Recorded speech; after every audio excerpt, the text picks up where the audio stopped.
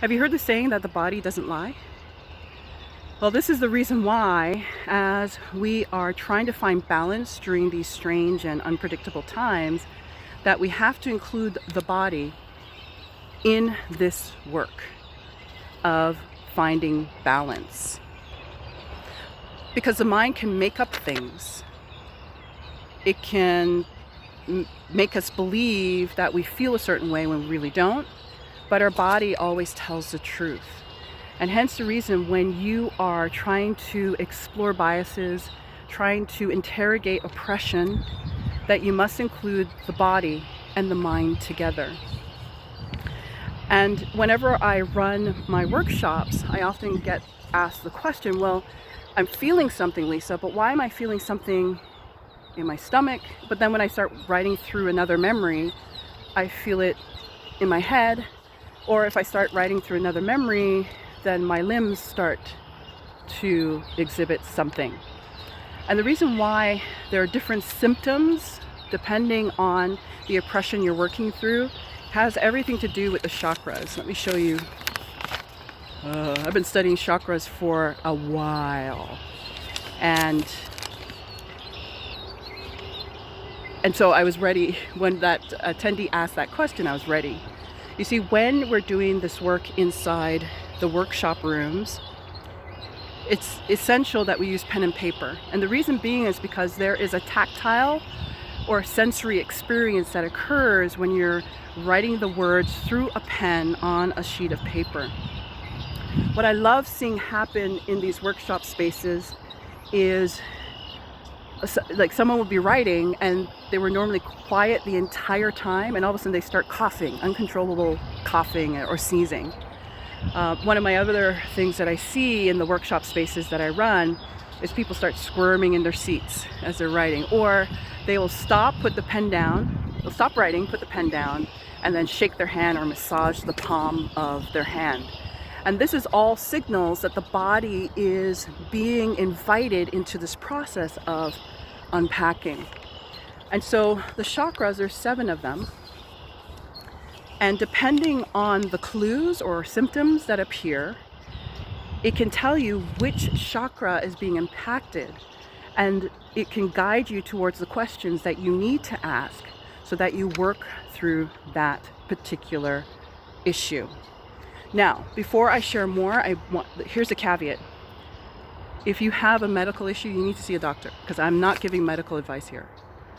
This is not medical advice. What I'm doing is providing to you a way in which you can continue to work through unconscious biases and oppressive thoughts. I'm not a medical doctor, so what I'm about to share has nothing to do with medicine. If you're experiencing tightness in the chest, if you're experiencing shortness of breath, if you're experiencing any of those things, you gotta go see a doctor, right? And I'm not gonna go through all 7 chakras.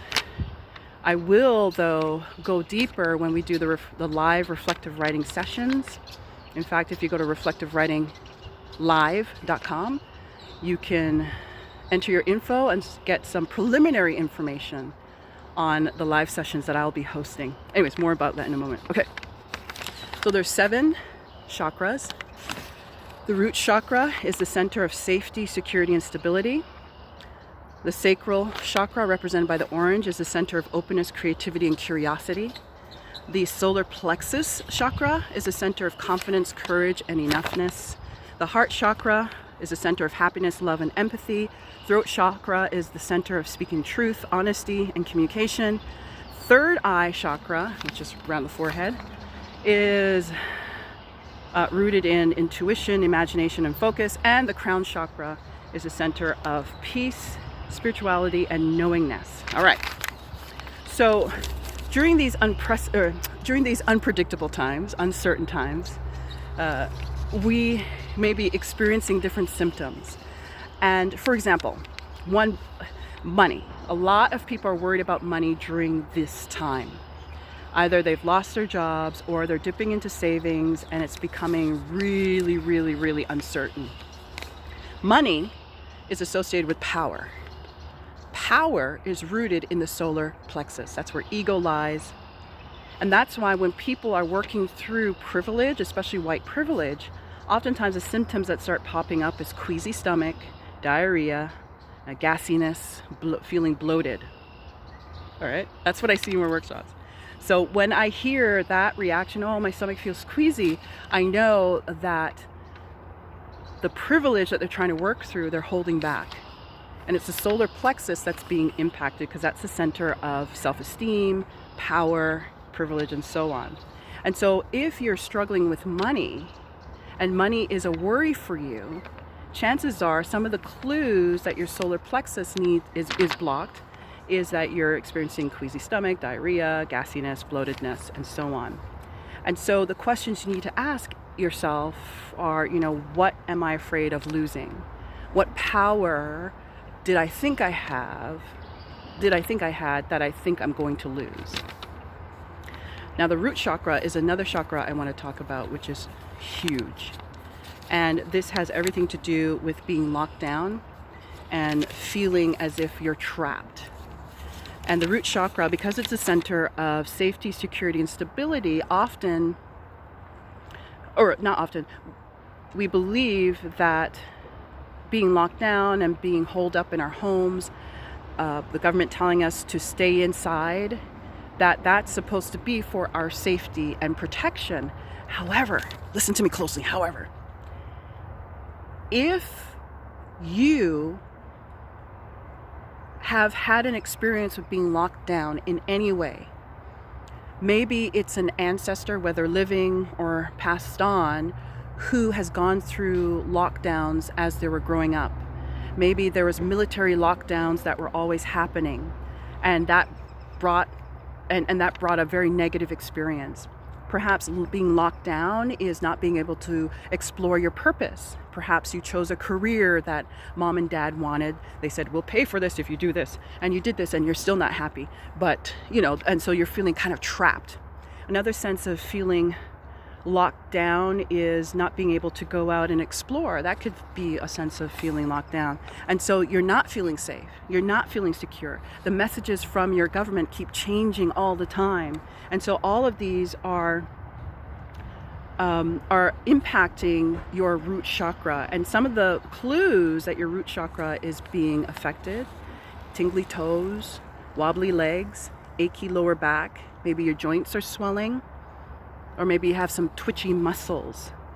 And so your ability to be self-reliant during this time is probably being impacted by the switching of the news and the different messages that are coming at you. It's a time when the only thing that we're certain of is that the messages are changing. And so all of this is impacting your safety, security, and stability. The way this shows up is the root chakra is often blocked for people of color, Black, Indigenous, and other people of color, because generational memory comes through. So, for example, those of African descent, may have a history of chattel slavery in their ancestry.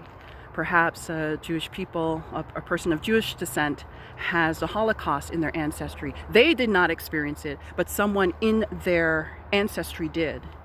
And so many Black, Indigenous, and people of color often get stuck at the root chakra because of this generational oppression that has shown up in their ancestry. And so during these times when we feel like our security and safety is being impacted, I keep saying the word impacted, I need another word, but I can't think of one at the time. But then we need to start inquiring, okay, my legs are feeling tingly, my toes are feeling tingly. Okay, so what is it about these current times that makes me feel unsafe? And so I'm going to leave that with you. I only went through 2 of the 7 chakras. There's more. And when I do the live sessions, then I'm going to share way more. And you can get some preliminary information by going to reflectivewritinglive.com, or the link is in my profile. And there you can sign up. Please note, it's preliminary. I just threw some information together so we can start getting the word out that I'm going to start doing this. So if there's any missing information, just be patient. It's coming. My team and I were working through the best way to get this stuff done. And I was going to say it's giving me joy to be able to pay my team during these uncertain times. That came up for me. But yeah, reflective writing is key in helping you to create a new reality and a new routine. And I'm here to assist you. Now, the day and time, you'll get that when you go to reflectivewritinglive.com and sign up. You'll get an email and it will give you more information. I'm purposely not saying it here because I need you to go to reflectivewritinglive.com for multiple reasons. And none of it is nefarious. Like, it's not like I'm hiding or anything. It's just, it's best if you can go there and get the information. And that way I can continue to communicate to you updates. And we'll continue to explore the chakras that way. There are other writing prompts that are being contributed by my patrons, by my certified facilitators, and some colleagues that I've reached out to. And what I'll do is each morning I will be leading a live writing session, and it'll be for a number of days. And you can join me. If the time zone agrees with you, then join me. If it doesn't, then what I'd suggest you do is look at your calendar and ask yourself, when can I consistently show up? Plot that half-hour block in your calendar and then consume the replay so that you don't miss out. And of course, the replay will be available for 24 hours. So I want to leave that with you. Your body's giving you clues. Listen to your body. Your body does not lie. And part of bringing balance back to your life and daily routine as we're going through these unpredictable and uncertain times is to listen to your body.